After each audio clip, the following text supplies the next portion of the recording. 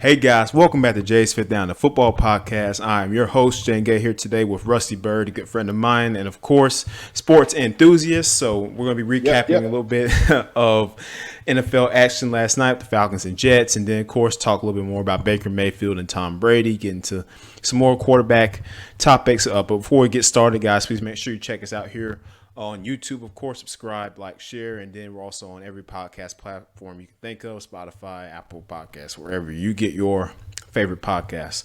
So, Rusty, last night we had Monday Night Football. Falcons and the Jets. Very interesting matchup. But Jets win that game 24-16. Both teams, I didn't expect a lot of starters to play. Jets didn't play any of their starters, actually. They still get the win, but they're down 16-0. And then to the Falcons, who play most of their starters, but it just kind of was a little rocky. Did you get a chance to catch the game, man? What were your thoughts on that? And I thought, I told, like I was saying, I don't watch a lot of preseason. My son watches every game. He's a real big sports, especially NFL fan. And so he was watching the game, so I joined him because it's hard to really tell a lot about the preseason because you just don't know the team's philosophy. And I'd say that with the NFL, it's very difficult. But I'm also out here watching a lot of high school scrimmages, and even in there, you'll have different philosophies. But with the NFL, you don't want injuries, so I can see both ways, not playing starters or giving new guys a chance. And so I thought one of the things that I came away with was I thought Marcus Mariota, I thought he looked like he's ready to do this, So he kind of stood out to me. And again, the Jets not playing a lot of starters and all, but I think a team like the Jets, they got the win, so that's good. It's good for building confidence. And if you're getting good tape on the second, third, or the free agents, I think that's good too. So there's value in it. But for me, the Falcons, I thought Mariota looked pretty good, and then the Jets, I thought the positives they could take was a victory. Yeah, Marcus Mariota finished with in I think 3 series. He finished 6 of 10, 132 yards and a touchdown. Not bad at all. Actually, good numbers, and Desmond Ridder, the rookie pick out of Cincinnati, came in, finished 10 of 13 and 143 yards, no touchdowns, no picks at all. So both quarterbacks played really well, and that's really what Falcons fans have been really interested in. Is like, okay, who's going to step up and be this guy for this team, the leader, not just the quarterback, but the leader, because your quarterback, I feel like, has to be the guy that everybody's bought into. They trust him to lead the team, not just offense, but all sides of the ball, and just be that guy and demand accountability and excellence from everybody in the locker room. Yep. So hold on, let me get this straight now. I know you watched it because you're an NFL guy, but aren't the Falcons your team? They are. Yes, that's right. Okay. Yeah, I watched it, and I'm pretty impressed for the most part with where we're headed in the future. Like I said, I believe Marcus Mariota and Desmond Ridder play well, both of them. And the Arthur Smith system is working good for both of them, and I feel like you saw a little bit more things that he didn't show in a lot last year with the offensive players he had, especially with the movements and the rollouts, bootlegs that you didn't really run a lot with Matt Ryan back there. But now that opens up another dynamic for you with 2 mobile quarterbacks.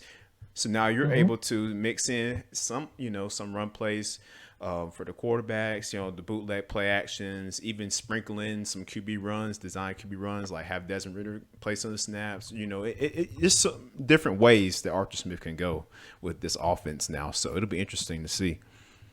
Yeah. Yep. I agree. Yes, sir. But moving forward in the NFC South, Tom Brady, his absence, he's been away from the Bucs for quite a while now. He just came back to practice. He practiced the other day. But do you think that this absence is going to affect the team in any way at all this season? I tell you, football coaches are very, I won't say weird, but football coaches like people to be there, and you want to have reps, and it's about working together. But I think when you got a Tom Brady, he you based on his resume and his work ethic and what he's shown, if Tom wants to take a little time off, I think it's fine.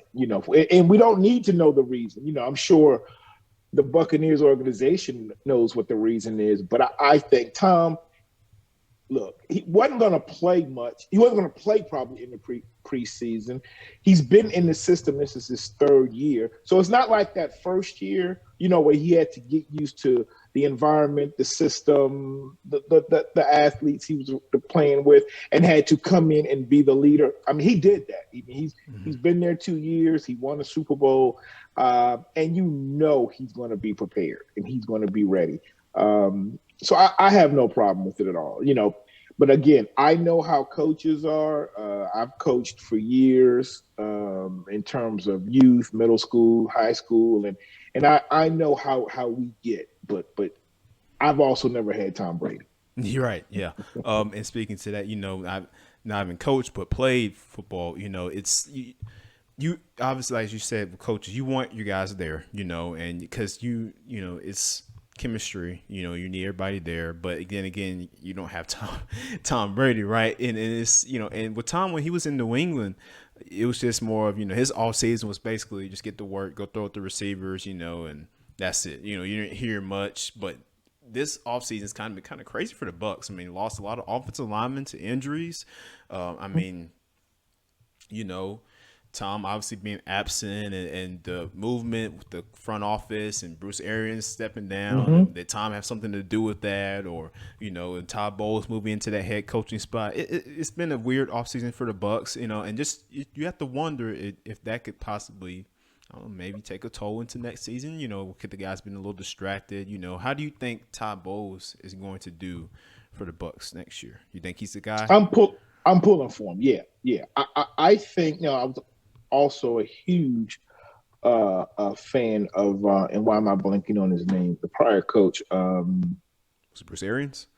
Bruce Arians, yeah, big Bruce Arians fan. I loved what he did in with Arizona, and before that, it's stepping in Indianapolis, and he's a Virginia Tech Hokie, played quarterback there, so I'm a big fan of that. But no, I think elevating Bowles and keeping that core group of coaches and players, I think they'll be fine. I think they'll be fine. Arians is an offensive guy and he left, but I tend to feel that Tom Brady's got that side of the ball, on lockdown. Again, when you talk about Tom missing that time, I would say, this is how things also go. I'd say this, and I don't think Bowles has to worry about how other players feel. I think players at the professional level, or even high school or college, if a player is a true leader and they know they've got their stuff down, other people won't worry.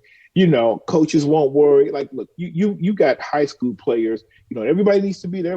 But you know what? If the star player has a valid reason from a parent for an appointment or a vacation or something, doesn't have to spread out what the real reason is, but that the coach can understand. And I think, but if it's a kid that didn't lift weights in the off season, barely was coming to practice, always got an excuse, you know what? You can cut that kid. But if it's the other kid who's always there, been there around, and that's what Tom Brady, I think, brings is Tom Brady is going to be the most prepared and may actually know more than the coaches, that are there. So I think that's actually a comfort that I think Bowles can have, and I think that defense is gonna rise to the occasion anyway. I think most times defenses start off faster and stronger than offenses. Offenses take some time and rhythm because so many people don't play in the preseason. So I think they'll be fine. Yep, and they'll also be without notable wide receiver Antonio Brown. This is of course no longer with the franchise.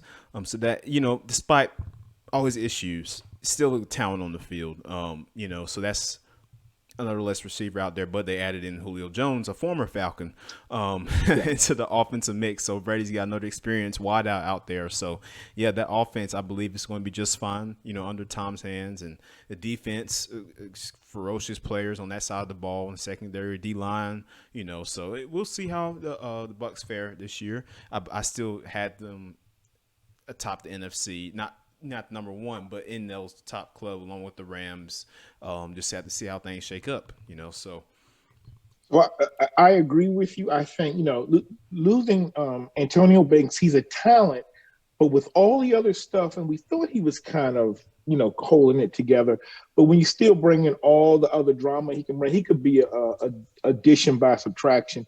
And then I think Tom Brady can help rejuvenate Julio Jones. He's a beast, and we know he's getting older, maybe lost a step here or there, but people thought the same thing about Randy Moss when he went to New England, and that was Tom Brady's most exciting and most yardage and productive season he ever had with Randy Moss. So I look to see big things because it's going to be hard to try to check all those guys. They've got the big guys and Julio and Evans and then they've got a solid running game. So and this is the thing that I think Tom Brady has been blessed with over the years is I think the NFC South is kind of weak. And that's what he was lucky to have in the AFC East all those years. In the AFC East, he had Buffalo when they were down for so many years. The Jets are horrible. Miami doesn't know what they're doing. Yeah. Right. So all those things help. If you look at it, Tom Brady, most of the time in his whole career, they had a bye in the first round of the playoffs. And so if they can continue with that, unless somebody really jumps up out of that division, I think he'll be fine. Yeah, I do as well. The only legitimate threat I could see, and I've named this team as a sleeper team multiple times here on this podcast, is the New Orleans Saints. And that is just dependent on can Jameis come back from that injury well, and how will Dennis Allen, a defensive guy, fare as the head coach, overseeing all the sides of the ball, the offense, Michael Thomas being so many different factors with the Saints, but if they can put it together somewhat, I believe they can, withstand in the NFC South as well, but a lot of teams this year that need to they're trying to get back on the right track, and because some of these coaches are on the hot seat, including Mike McCarthy with the Cowboys. I got a question for you. Okay, real quick. I know this is your conference division that the strongest, probably the best because your Falcons and your biggest rival is probably the Saints. But let me ask you this: Jameis Winston, you said will be the starter, but yes. What is your opinion of what is the young man, the other quarterback? Are you talking about Taysom Hill? Taysom Hill. What is your thought on Taysom Hill? Taysom Hill. Okay. Taysom Hill to me. Taysom Hill. He gave him all that money. Why isn't he playing quarterback? Taysom Hill is a player that is just a freak on the field. He is an athletic freak. They put him wherever they want to put him, and he can play almost like a lot of positions: quarterback, tight end, wide receiver, and that's what they did a lot of the last couple of years.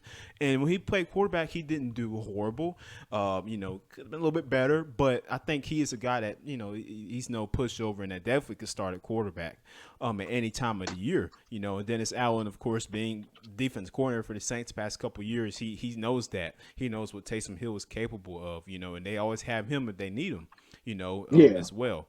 I just think he's got that number 2 spot locked up because Ian Book has not shown that he can come in to relieve the starting quarterback. I just don't think he's proven himself yet in the time that he has. And now, they've got new receivers, Chris Olave from Ohio State, and that's going to add to that offense, Kamara. So yeah, the Saints definitely not.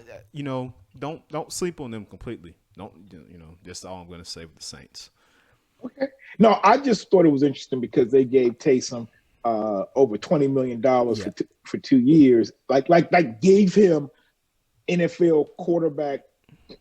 It looks small now, but that was still starter money a few years ago, in a way.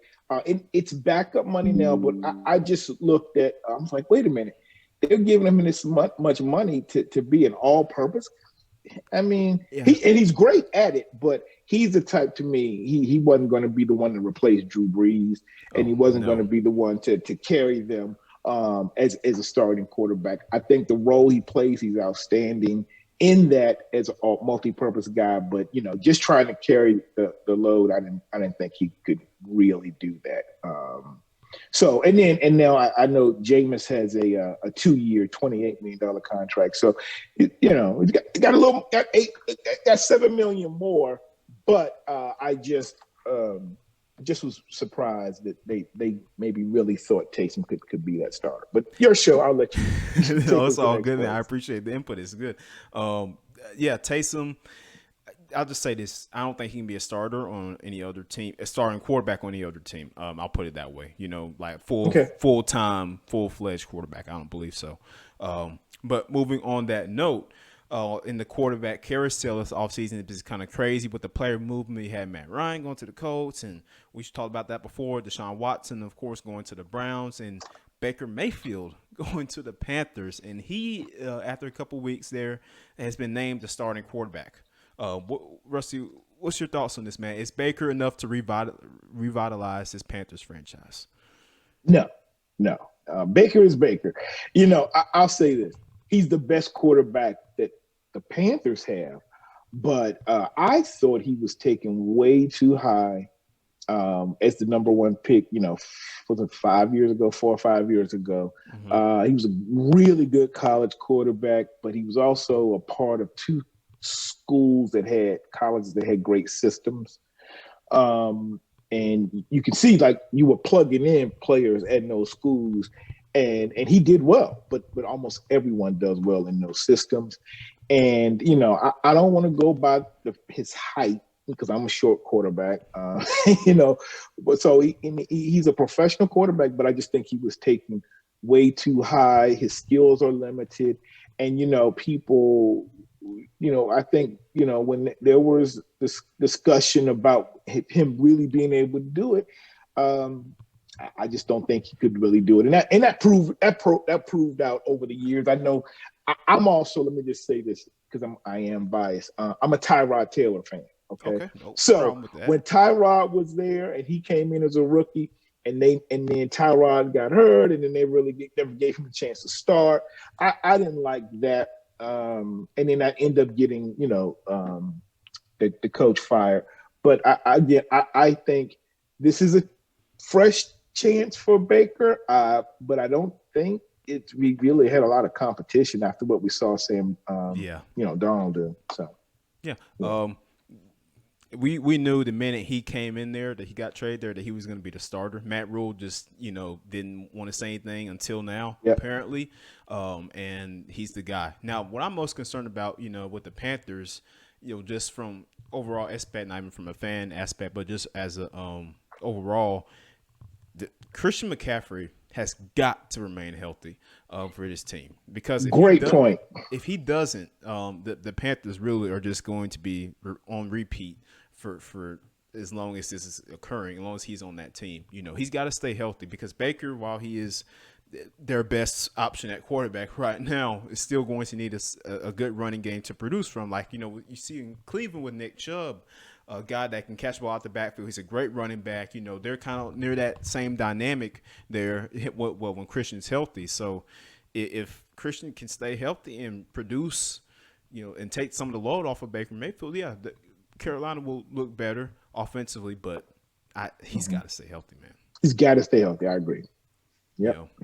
I mean, a lot of talent. I loved his game in college, and I knew he would be effective at this level. But those injuries, that's really holding him back. But I'm hoping, I pray that he has a safe, relatively injury-free year, and that will go a long way. Yeah, I pray the same for him as well, man. He's such a talent when he's on the field and when he's healthy, And then they got a young, good defense, man, coming up. J.C. Horn coming back, off the injury riddled year himself, and so the Panthers are looking to take that next step forward. Like they haven't made the playoffs in 4 years, and they're looking to get back to that point, and it starts with Christian McCaffrey staying on the field. So. But now, Rusty, I wanted to ask you this, man. And you mentioned this earlier before we got on, but Justin Fields and the Chicago Bears. Yeah. What's 2022 looking like for the Bears, do you think? Man, so that's my favorite team. I grew up a Walter Payton fan. Love, the fact that Walter took them from nothing. And that's when I started liking him, just because of how great he was. Vince Evans, I was a big Vince Evans fan. And I saw that team, come together in the mid-'80s, and they won a Super Bowl. And, I didn't want to be a bandwagon guy and then just keep jumping teams. I said, no, you know what? I'm sticking with because I used to love the Steelers, and I still really like the Steelers a lot. I like to say I have the AFC and the NFC team, but I stick with my Bears. So, I keep saying like our time is coming, and so, but I've really been disappointed with the leadership with the Bears. Starting with their picks, the GM, and everything. But I was so happy when they selected Justin Fields, and I was happy when they got rid of the coach, but I still don't think he has legitimate or good blocking, and he doesn't have the receivers. Recently it was said that he complained and said I had better receivers at Ohio State, and he did. Yeah, he absolutely by a long did. shot. Yeah. In fact, Ohio State last year had three that played with him. One that transferred to LSU, but three guys in the first round, back to back to back. That talent he was throwing to that against college defensive backs. So he, of course, he's used to much more success. And even when he was at Georgia, although he didn't play a lot, and so the Bears, you got to surround him with talent. I mean, look, we can go, it's very few quarterbacks when you go over the years that really have been great or had a lot of success in terms of wins without a solid receiving core. So whether that's, a great receiver slot or tight end like Gronk, or back out of the backfield that can be productive in the passing game, then if they can't do that, it's going to be a long season. And I feel for them. I do. I feel for them. Because I think that whole NFC North is going to be much stronger this year. Yeah, the Bears have been in a whirlwind the past couple of seasons. Their defense has always been good, and I think they have great players on that side of the ball. That I'm looking forward to specifically seeing, this year. But offensively, man, the offensive line has got to be better. I don't think they've done a good job of protecting Justin Fields, as you mentioned, to your point.